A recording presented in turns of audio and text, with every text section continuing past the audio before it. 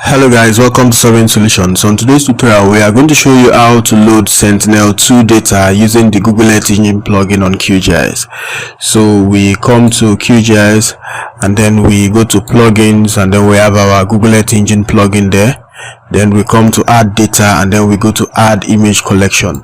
Now the Sentinel-2 data we want to download is not a single image. That's why we did not click on the single image, and then we clicked on what? We did not click on add image, but we clicked on add image collection. Now for the object ID, which is the ID for the collection we are going to download, we are going to use this Copernicus S2SR, right? Good, that Sentinel-2 surface reflectance, right? Good. So we come back to our QGIS and then we paste the ID there.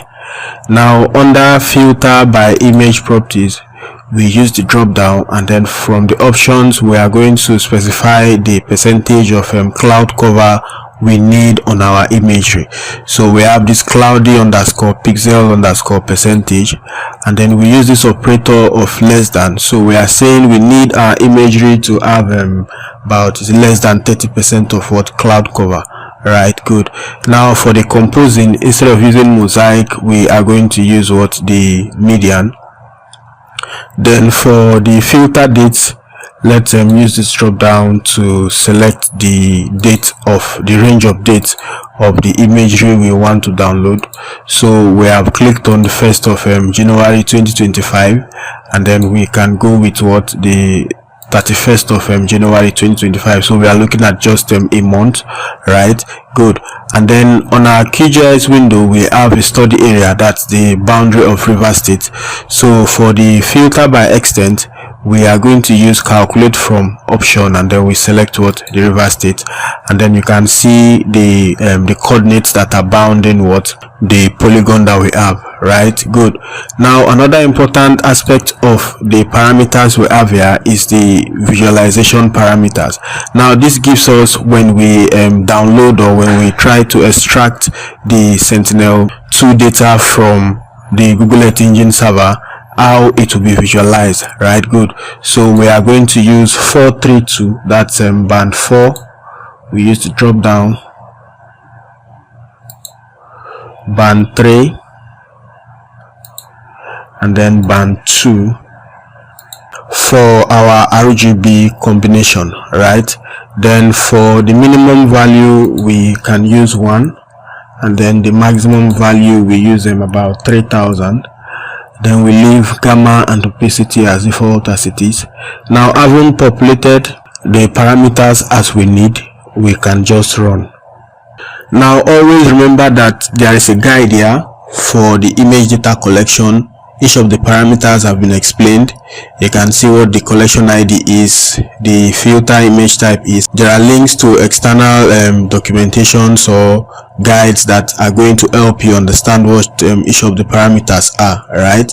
Now the task has been completed, and then we have our raster data somewhere in our layers panel. So the raster data has been exported. We can just zoom to layer. Good. So the image has been extracted from the Google Earth Engine server, and then you can see it is being loaded, right? Good. So the next thing you can do is you can decide to export this image so that you have the data in your external drive, or maybe your computer storage, or whatever the case is, right? So you still come back to the plugin, you go to Google Earth Engine, you now click on export, and then you say export as GeoTIFF. Now when the export image to GeoTIFF window opens, the image, the Earth image we are trying to export is this, and then the resolution as it has been defined here, the scale as it has been defined here is the resolution in meter per pixel, right? Good. And then you can see the projection. So first off, let us define the area we want to, the extent we want to export, which is the extent of the input Earth image, right? Good. Then after which you can see the projection, that's WGS84. You can decide to use the project CRS, or you can use zone 32 of the UTM, depending on how you want the projection to be.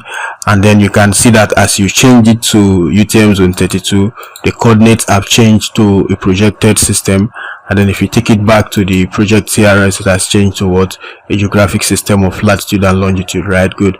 Now, having established that fact, we can still maybe decide to increase the resolution. Now remember that if we take it to 10, we're actually increasing it so that we have more granular data, and then it will take quite a good number of computing time. So depending on what you want to achieve, you can leave it at 30, you can leave it at 50, you can leave it at 100.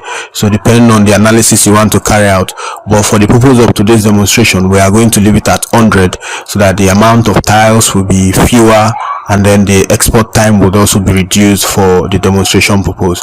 But when you're carrying out a productive job, and again depending on what you want to achieve, you can actually you can increase the resolution as it is being defined, right? Good. Now for the bands we want to export, that also depends on what you want to carry out. So let's say we need from band 2 to band 5, or maybe band 6 as the case may be, and then we also need band 11.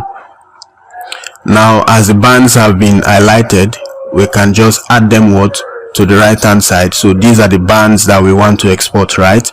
Now for our output file, we browse.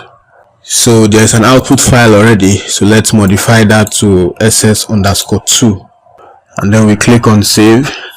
Having defined all of these parameters, we can run. Good.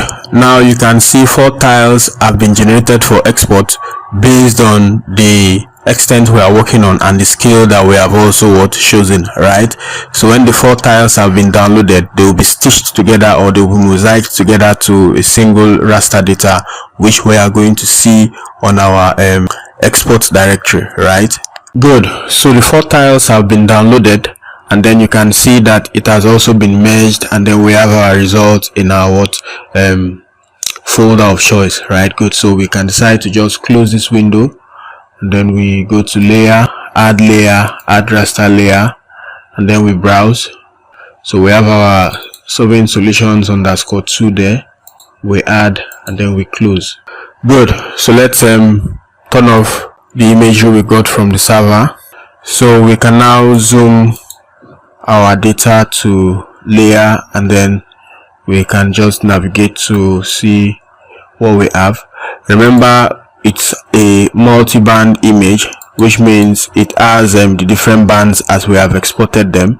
So we can go by saying the red should be band 4, the green should be band 3, and then the blue should be band 2, right? And then we can just apply, then click on OK. So we have been able to successfully use the Google Earth Engine plugin on QGIS to download this Sentinel-2 data that covers our study area, which is River State. So we just move it to the top, and then you can click to the extent and you proceed. So thanks for coming to class. We'll see you on another tutorial with another interesting topic. Until then, keep staying safe and have a fantastic time. Bye.